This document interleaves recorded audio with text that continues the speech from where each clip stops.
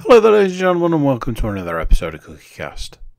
Today on CookieCast, it's the NFL podcast, Laces Out, and we've got special guest, and we've got NFL football to talk about. What more could you want from a podcast? Don't answer that. If you're checking us out on YouTube, that's awesome. It's amazing. It's better if you subscribe. Secret things happen when you subscribe. I can't tell you what because it's a secret. If you're listening along, that's fine, but if you could subscribe as well, secret things will happen to you too. It's a secret. So, here we go. This is CookieCast, Laces Out.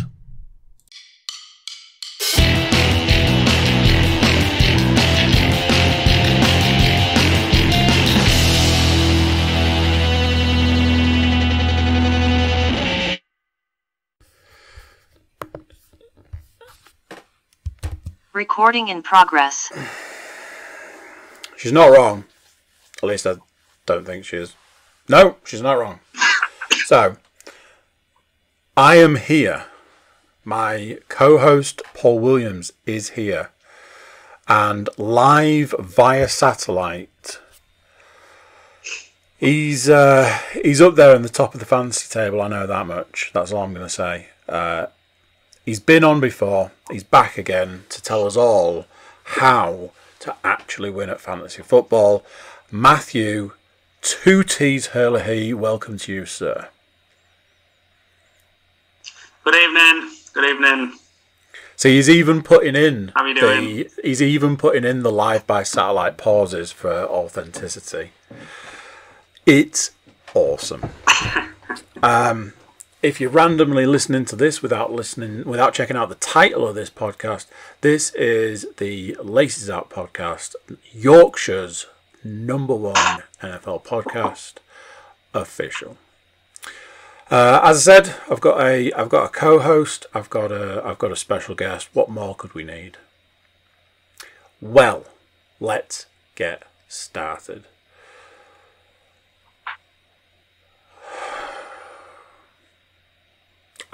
Is something. Let's get started. Let's get the fantasy football out of the way, shall we? Let's talk about how if having Kirk Cousins on your team isn't bad enough, to leave him on the bench, which means that you lose the game. That's my fantasy season in a nutshell. Kirk Cousins managed to somehow pull 27 points out of his ass, but they were no good sitting on the bench, where Baker Mayfield was like, I can manage 11, I think. You know, when he was on -3 at one point, that's probably an improvement. If you hadn't guessed, I did not win in fantasy this week. Paul, did you? I did. Swine. By the skin of my teeth. So, when Sunday evening / Monday morning here in the UK finished, I had a 2-point lead over Mr. Matthew Moore, alumni of this podcast and several other on the CookieCast network. Had a 2-point cushion with just the Buffalo Bills defense left to play. In what can only be described as a questionable move by myself, I decided to pull the defense from the game, which was met with incredible derision by Mr. Moore himself. He was not happy that I was engaging in dirt and cool, so to speak. So I placed the defense back into the game and still won by 2 points as they scored 0. That's the camp. Well, you win some, you lose some. Condolences to Matthew Moore. Congratulations to my opponent. I think it was James. I'm sure it was somebody. Matthew, I almost don't need to ask if you had a win this week, because I imagine there aren't many weeks where you don't have a win. We're now on the move with two T's. He's our roving reporter.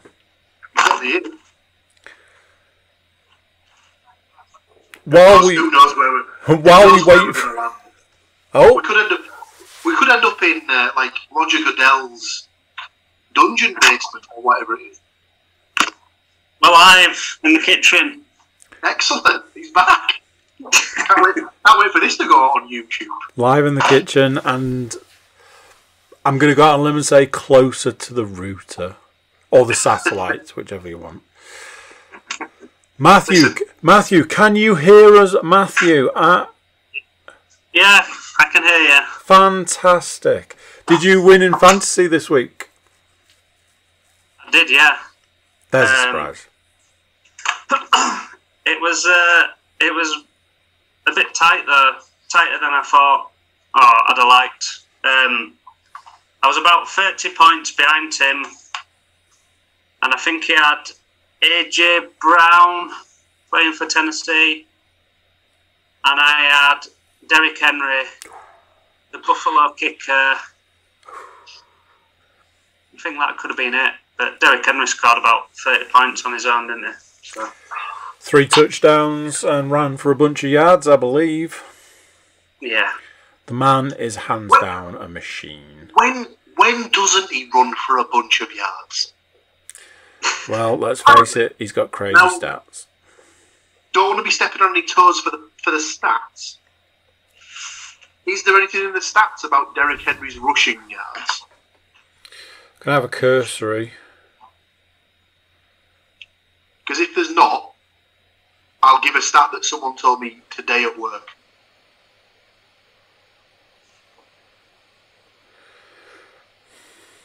Do you know something?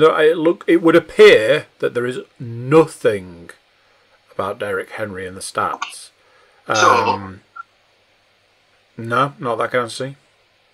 Need to ratify this just to be on the safe side. But apparently, Derrick Henry's yards after contact is higher than any player in the entire league's rushing stats. Jesus. So he's gained more yards after someone's tried to tackle him than anyone's rushed for in general. He's a beast. Which is absolutely insane. Yeah. Is it something ridiculous? Like he's already at like 600 yards for the season, or 800 yards for the season, or something ridiculous like that. Yep. Let's see if I can find his stats.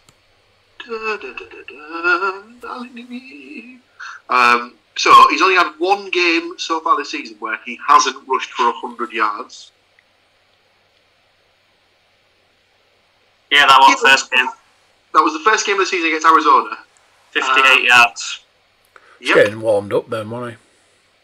Oh yeah, I mean, like, just total scrimmage yards. He's, oh my god. I think at the start of the season, in fact, go back to the pre-season podcast. I believe I may have said, yeah, I think this will be the season where Derrick Henry starts to slow down. Why do I ever open my mouth on this podcast? You said that to me, Bill, as well, didn't you? It's not like it's on record. It was because he's been the Russian leader for the last 2 years running, and it's like, surely you can't just keep beating your body up like that and expect to get the results. But he must be nearly a foot taller than any other running back in the league, because he just looks massive when he's stood up. Like, when he's up straight and running, he is huge. Running backs aren't supposed to be built like that. They're supposed to be like small and squat, aren't they? And he's like all the power in the legs, but he's just an absolute anomaly. He's unbelievable. He's ridiculous. Absolutely. So, speaking of last week's games, no. No. Oh, now then. Take care of Mr. Cook. Matthew, is this your first rodeo this season? This season, yeah. Yeah, it is. Oh, really? Well, then, I believe Paul has got some questions for you. Excellent.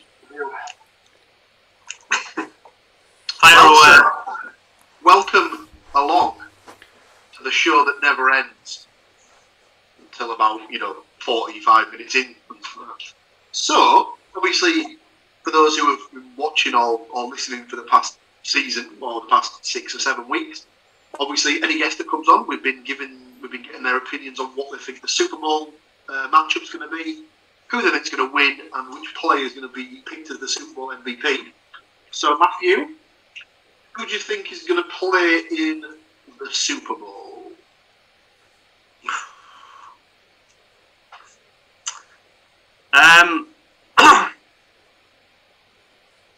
I think it's tough because I've got 3 teams from each conference. So I was torn between like the Bills, the Ravens, and the Titans because I don't think the Chiefs will make it this year.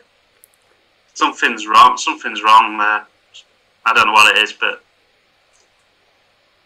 I don't know. But yeah, I'm choosing between them 3, and then on the NFC, I've got obviously the Bucks, the Cards, and the Rams. Okay. I've been listening to a few podcasts, and a lot of people at the start didn't really mention the Rams. I think it went until Matthew Moore. He was indeed the first person to pick the Rams, and so far the only person to pick the Rams. But I think, betting wise, I think I'd have to go for the Bucks in the NFC. Unfortunately. So you're sticking with that? Are you sticking with that pick, the Buccaneers? Yeah, I think TB12 haven't lost anything really, has he? And they've got a lot of weapons. I mean, Gronk plays now and then, doesn't he? They've got decent wide receivers. Certainly does seem that way. Good running back, so yeah. And then on the AFC, see, I like the Bills, but I don't really know what happened to them at the weekend. That last play made me doubt them a bit, so I think I'm going to go for the Ravens. Interesting. I think So, it's Lamar's year. I think. So, amazingly, we've got to the 7th person coming on the podcast, and we have got the 7 different Super Bowl picks. This is unbelievable. Covering the spread, aren't we? No one's. I mean, but that just goes to prove just how sort of wide open the league's become this season. Because obviously at the start of the season, I think a lot of people would have picked the Chiefs. I mean, 3 people have picked the Chiefs, but. I was it last week I was saying, or the week before I was saying, if I could have my pick over again, I wouldn't be picking the Chiefs now. I don't think you're on your own. No, like Matt was saying, and I think we've covered it a couple of times. There is something seriously wrong with that team. I don't necessarily think it's all on Mahomes either, because obviously he threw a couple of picks at the weekend, but the first one was one that just basically bounced off the receiver's hands and just popped up nicely for the defensive back just to take. So yeah, I always hate that those go down as an interception against the quarterback, because that throw was on target. The receiver just completely fucked it up. Yeah, so yeah, absolutely. Shouldn't go against the quarterback, but does. It's one of those weird sort of annoying little foibles of the NFL. So you've gone for the Bucks versus the Ravens. Yeah. Which team are you going for the win? I'm going to go for Bucks again, I think. So you are the third. They'll give them a good game, but yeah. You're the third person to pick the Bucks to repeat. Yeah. Do I need to ask who you're picking as the MVP? Yeah, Mr. Brady. Oh dear. Sorry. Okay, so that is your season-long Super Bowl pick, which brings me on to the regular season. And who do you think will be the regular season MVP? Obviously, we've had 6 weeks worth of games to sort of judge this on, so choose wisely, my friend. Choose wisely. Yeah. I'm probably going to go for Kyler Murray. Good It's finally happened, choice. ladies and gentlemen. We've finally got a duplication of an MVP pick, and it's happened in back-to-back weeks. So obviously the homer himself, the Cardinals fan, Mr. James Forrester Gray, has picked Kyler Murray, shock horror, and Mr. Two Teams Herlihy has indeed picked Kyler Murray. I mean, if the season was to end today, I don't think there's any doubt that he's No. the heavy favourite. Yeah. I mean, outside of that, you could argue that Derrick Henry's up there. Yeah. If he continues to have the season, if he continues, put my teeth back in. If he continues to have the season that he's having, he's gonna eclipse 2,000 yards rushing. He'll probably get the record for rushing yards, which is still held by Eric Dickerson. And I think he's on target to beat the rushing attempts record, which I believe is also held by Eric Dickerson. Don't quote me on that one though. But yeah, I won't be surprised if it's Kyler. But there we go. Well, ladies and gentlemen, that is not week 6. So that is Mr. Herlihy's season 1 picks done. In the book. Actually is in the book. They In the all books. go. They all go in a book. So, as I jumped the gun earlier, I believe it is now time to talk last week's games. The Stats Mistress was well happy telling me earlier today that she's doing really well in her pick'ems because last week she got 1 wrong. And then informed me that she was wrong and she got 2 wrong. I was like, alright, okay. I went to do my pick'ems and was like, I only got 2 wrong. So, anyway, I don't think I got 2 wrong in the podcast pick'ems, but let's find out. Paul, what did last week shape up to look like? So obviously we had 2 guests on the podcast last week. The aforementioned Indeed. VFG and Mr. Matthew Moore was also on for a second appearance of the season. So we had 2 guests picking up selections.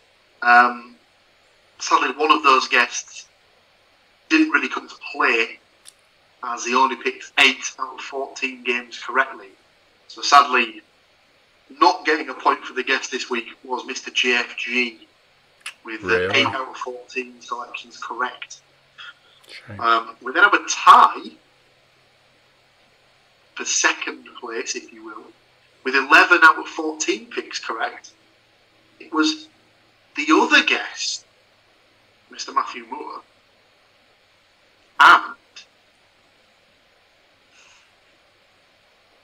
co-host of the NFL podcast, Mr. Paul Williams, which means, ladies and gentlemen, getting his first win of the season, Mr.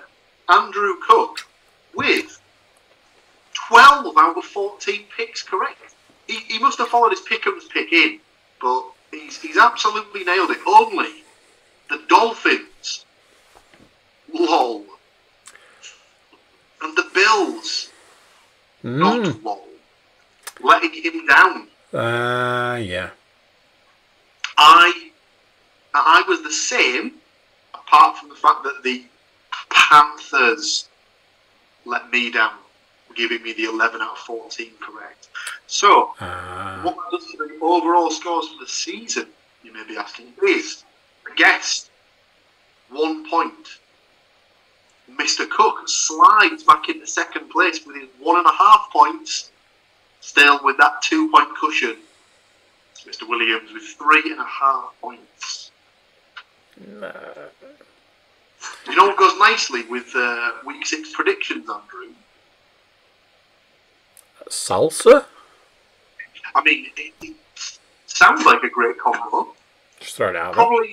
Probably some statistician based or statistic based nonsense. So, apparently we've been let down in the stats already by missing out on a juicy Derrick Henry stat.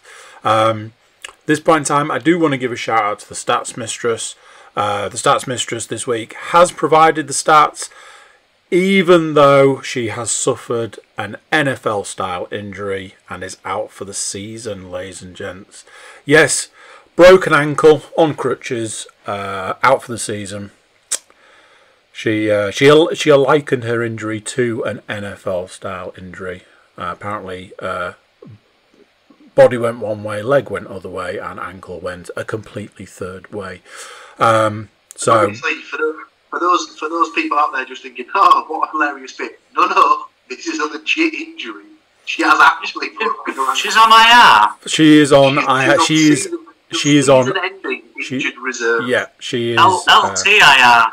She is out for the season. Obviously, she may return in time for the playoffs, but it's not looking great, I'm afraid. So, obviously, she has provided not only myself, but Paul and Matt both with stats. I will double check, but I'm going to go out on a limb and say probably provided to her by Nate Davis. But I cannot confirm that. So if these stats are not from Nate and they're from somebody else, I do apologise. But I gave my co-host the lion's share of the stats because we had an uneven number. And nobody wants to listen to me talk for any longer than they have to. So, week 6 NFL stats look a little something like this. Number 1.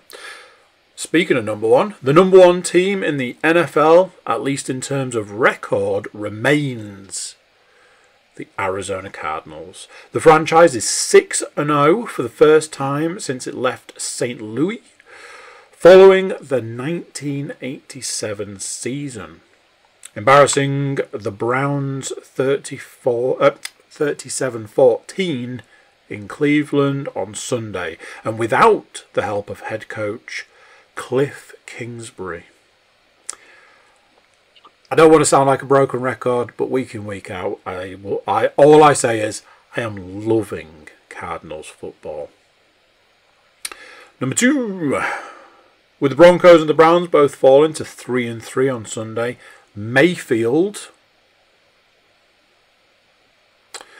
3 turnovers, again struggling to pass the ball while getting beaten up, and Teddy Bridgewater giving up the ball an uncharacteristic 4 times. You also have to wonder how quickly Denver and Cleveland will aggressively enter the quarterback market. Yikes. Number 3. Kansas City Chiefs quarterback Patrick Mahomes has 8 interceptions in the past 5 games. He's never had more than 12 in one season. It's worth noting some of those picks should really be charged to wide receiver Tyreek Hill, which is what Paul was saying. And my final... Recording in progress. Small technical error. One that we will rectify, I'm sure. But let's finish up them stats, shall we? My final stat for this week, before we jump over to Matthew, is the Dallas Cowboys scored their 2,502 touchdown in overtime. A 35-yard strike from quarterback Dak Prescott to wide receiver CeeDee Lamb enabled the Cowboys to escape New England with a 35-29 victory over the Patriots. In a contest that wasn't nearly as close as the box score. Now 5-1, the Cowboys already have a 3-game lead over the rest of the NFC East. Prescott's 445 yards through the air were the most ever surrendered by one of Belichick's teams. Fuck you. Right, Matthew, I believe you have also got some stats. Go. Yeah, and speaking of Belichick's teams, the Patriots had never started a season at 0-4 at Gillette Stadium until now. The last time they dropped their first 4 home games was in 1993. The second stat, after making 149 consecutive regular season starts since he was taken in the 3rd round of the 2012 draft, Seattle Seahawks quarterback Russell Wilson, finger surgery, missed his first NFL game Sunday night. Backup, Geno Smith, made his first start since 2017, when he was infamously tabbed to end former New York Giant QB Eli Manning's string of 210 consecutive starts. Stat number 3, the Jacksonville Jaguars hadn't made a single field goal during this season's 0-5 start, but Matthew Wright drilled free on Sunday in London, including the 2 longest of his career. A 54-yard that had a dramatic draw left and game-winning 53-yard at the gun, as the Jags broke their 20-game winless skid for a 23-20 victory. Coach Urban Meyer's first in the NFL. The Detroit Lions, 0-6, are now the NFL's lone winless team, but Sunday's 34-11 loss to the Cincinnati Bengals was the first time Dan Campbell's team truly looked non-competitive. Afterward, Campbell said, Jared Goff isn't in danger of being benched, yet the quarterback has also clearly been put on notice. He said, I feel like he needs to step up more than he has. Campbell said of the quarterback, and I think he needs to help us, just like everybody else, and I think he's going to need to put up a little bit of weight on his shoulders here, and it's time to step up and make some throws and do some things. I want to see him step up. I do, because I think he can do it. I'm sorry. I don't want to be the guy that's like, but he's gone to the fucking Lions. Yeah. What did people expect? He went from being like this golden child to being, I'm trying to think of a nice way of putting it. If you went to the Lions, what would you be playing like? You'd be like... Like he's been thrown to the Lions, isn't it? Yeah, basically. It's that sort of thing. I mean, you look at, in the contrast, like you look at how well Stafford's been playing in LA, because shock horror, he's got weapons around him that he can actually throw the ball to. So, what a notion, eh? So I had this whole thing, and I'm sure if you go back to like the start of the season, I was very much in the camp of, Stafford going to the Rams isn't going to do anything. Stafford's not a great quarterback. He's, stumbled his way through season after season after season with the Lions. And as week in, week out, I'm happy to say I was wrong about X thing I said at the start of the season, and this is one of them. Like I've said before, certain quarterbacks just don't fit with certain teams, but do fit with other teams. So... Yeah. I think the Rams got the better deal.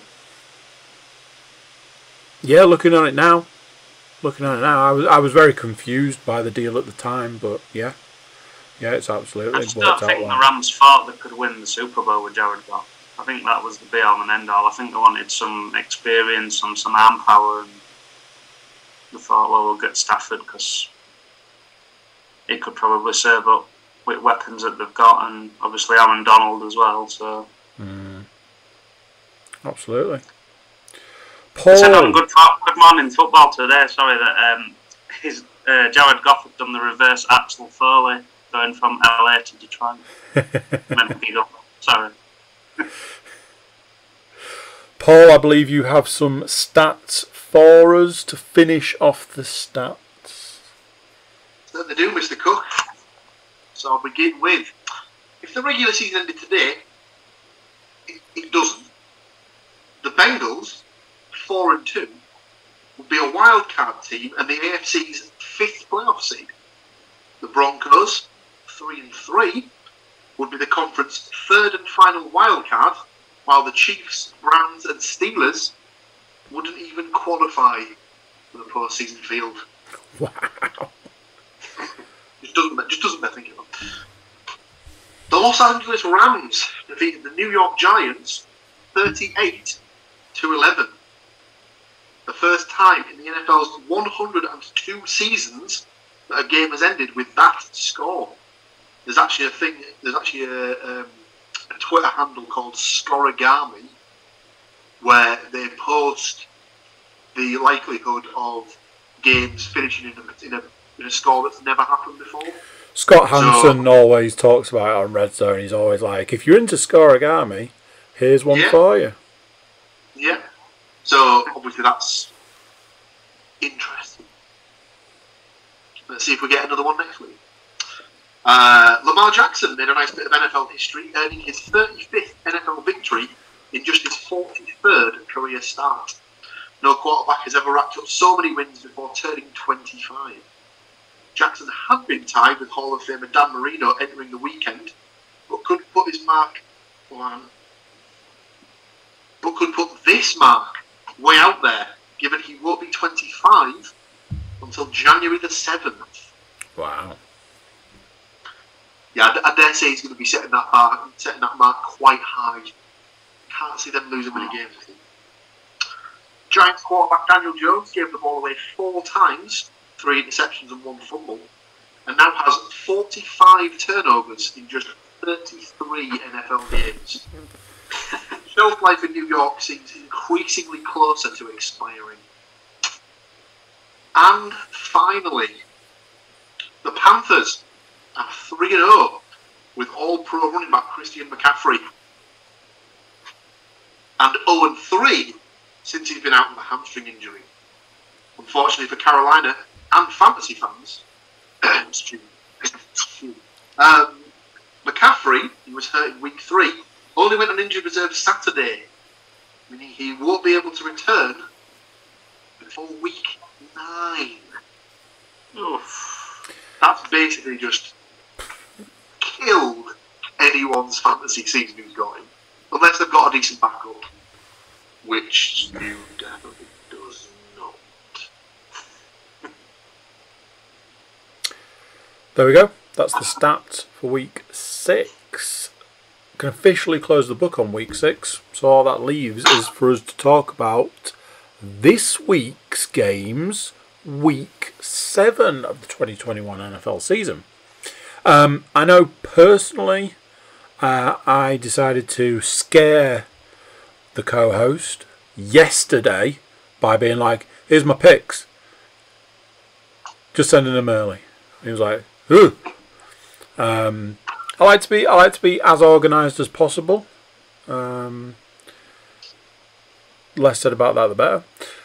So I know for a fact that I've sent you some picks. I imagine that you have already done your picks, but Matthew, have you furnished Paul with any picks, sir?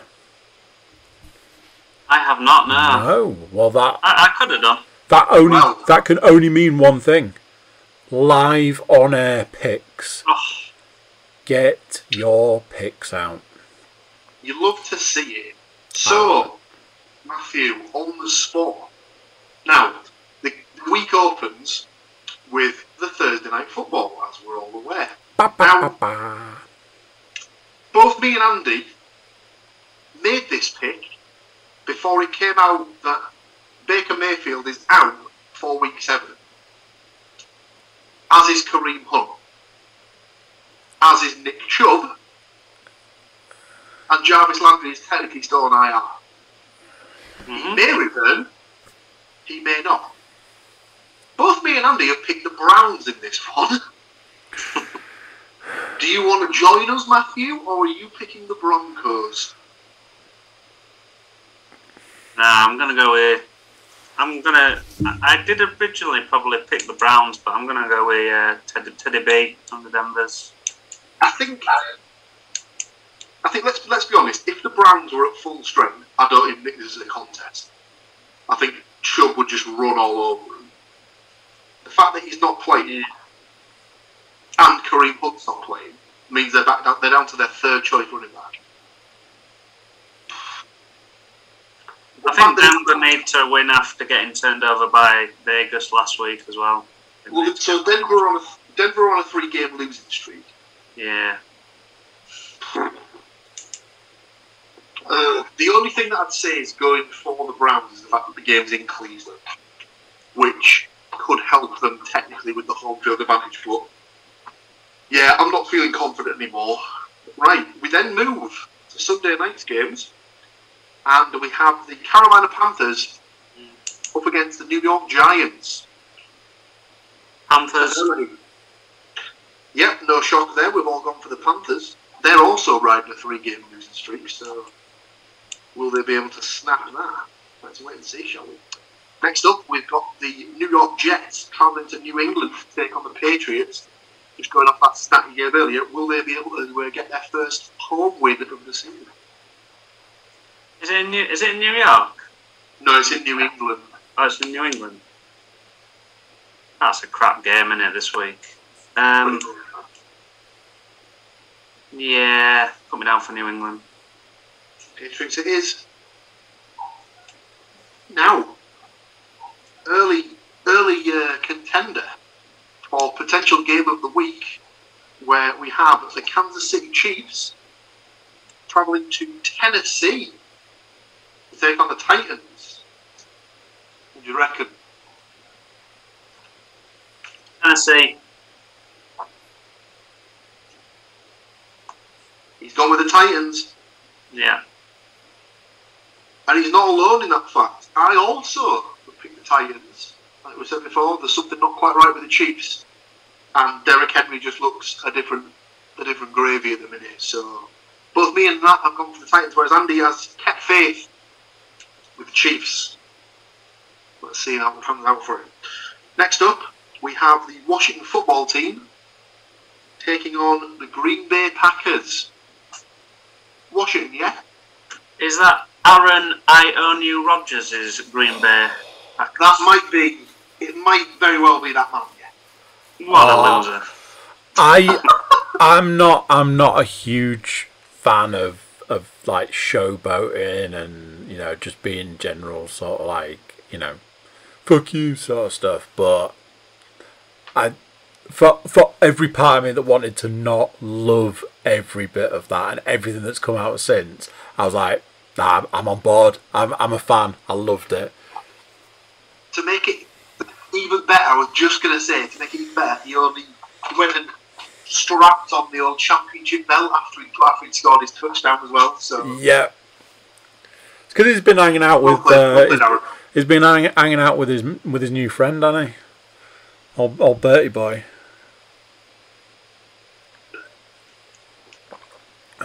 Bert? Yeah, Bert Kreischer. Him and Bert Kreischer are like that. Oh, of course. Do I even need to ask who you're taking for this one, Matthew? Nah, put me down for Green Bay. I mean, that's one of those games where we shouldn't be picking the team. We should be picking the number of points they're going to win the game by. Really. Because there's absolutely no way. I mean, it's the Bailey situation from the rest of the podcast. There is absolutely no way the Washington football team are getting anything in that game. Right, next up, it's the battle of two UK-based franchises from the last 2 weeks. We have the Falcons versus the Dolphins. Falcons. Yeah, no shock there. We've all gone for the Falcons to get that particular win. I think I can see where we might be going with this next one as well, given your Super Bowl pick from earlier. But we have the Cincinnati Bengals at Baltimore for a divisional matchup.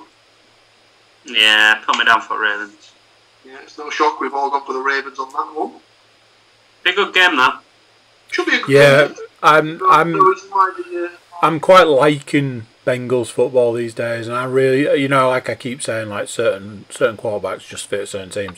Joe Burrows, man, He is legit, especially in that team. He looks real good. They were comparing him to Drew Brees at dinner time. Joe Burrow. Interesting. He's in that mould. He's super confident there. But yeah, it should be a good game. Right, next up, we have the Detroit Lions taking on the LA Rams. It is a return for Jared Goff and Matthew Stafford going up against his former employers. Oh. Rams. No shock there. Next up, we have the Eagles traveling to Las Vegas to take on the Raiders. Put me down for the Raiders. Yep. Again, we've all gone for the same pick. Next up, excuse me, we have the Houston Texans, the hapless Houston Texans, going up against the undefeated Arizona Cardinals. Put me down for what everyone else has put. The Texans. Yeah, wow. Tell you something. That is one of those banana skin games where everyone's just thinking, the Texans are shit. They're going to get absolutely dicked on. And the Cardinals will just turn up and like Kyler will throw like 6 picks within his first 10 attempts or something like that. But it ain't going to happen, is it? Let's be honest.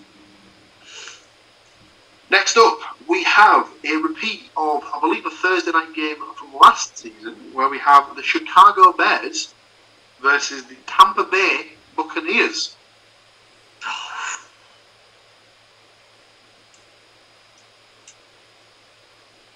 Do I go with the Bears? Well, you tell me, Tariq. No, because Tariq's not playing, I'm going to have to go with the Bucs, unfortunately. That's the reason. That is the reason. Yeah. Makes That sense. is the only reason, because apparently Tariq Cohen is that good. And Andy Dalton as well. He's missing. So, Oh. yeah. I mean, he definitely won't play, but yeah, we'll go with that. Okay, 2 games left. We move to the Sunday Night Football, and we have the rejuvenated Indianapolis Colts traveling to San Francisco off the bye to take on the 49ers. I'm going to go for the Niners to get the W. Homer pick. Staying loyal to the faithful. Of course he is. Loves it. Loves the Niners. Love me a bit of Jimmy G. And what would be Trey Lance, won't it? He's injured. I think Jimmy G's going to get the start again. Watch this space, ladies and gentlemen. And finally, rounding out the week, we have off the bye the New Orleans Saints taking on the Seattle Seahawks. The Seattle Seahawks.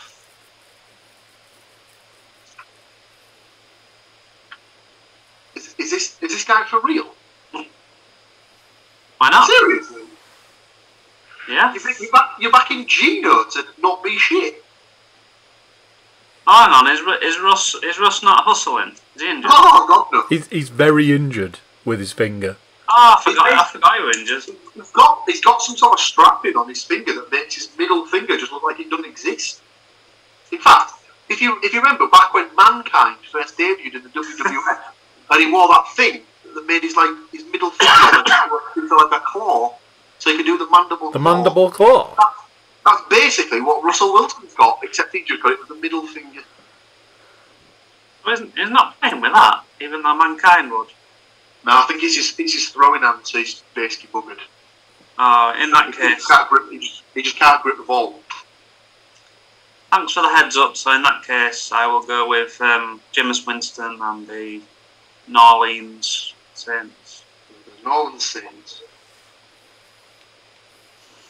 And that, ladies and gentlemen, is the end of that chat. I've floated the start of an idea down the river to my co-host about a different additional method of scoring games and things. I'm just working out a few kinks, but look out for that coming down the line. Should be interesting. Almost one that you could maybe put a little bit of that on it. A little bit of that.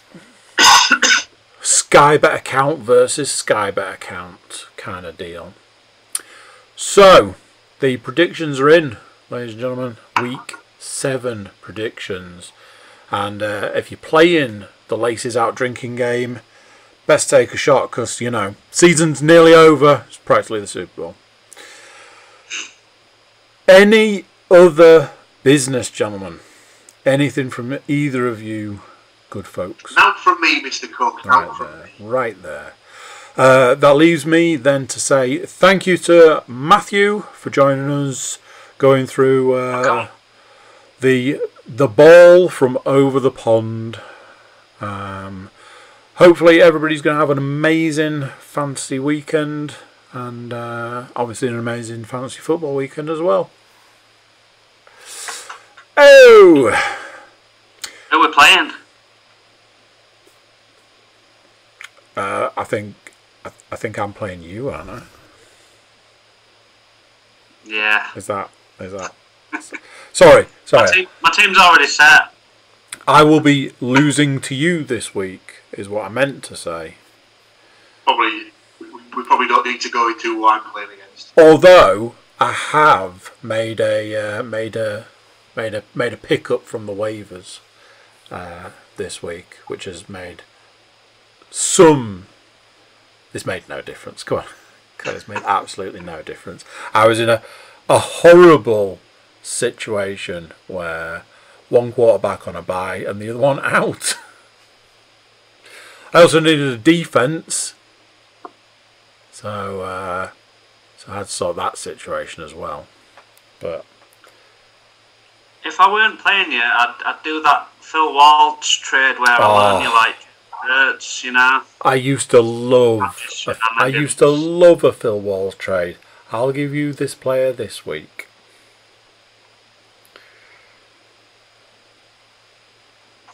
Shady dealings. Big time. Right then. There we go. Job's done. It's in the bag. We will catch you lovely people next week when we're talking about the results of these games. We're talking about more games to come. The season will shape even further by next week. Thank you very much, gentlemen, and I will catch you next time. Bye.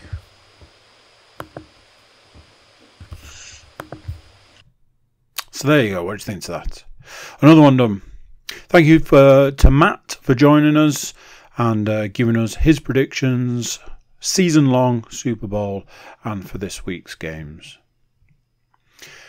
Wherever you get your podcasts, you can subscribe. It's an amazing thing, and it's full of goodies galore. If you want to jump over to our website, it's thecookiecast.com. It's a little website, but it does have all our contact info, so you can get in touch with us and let us know how you're getting on. That's it for this one. Till next time, I'm going to say bye, and I'll see you then.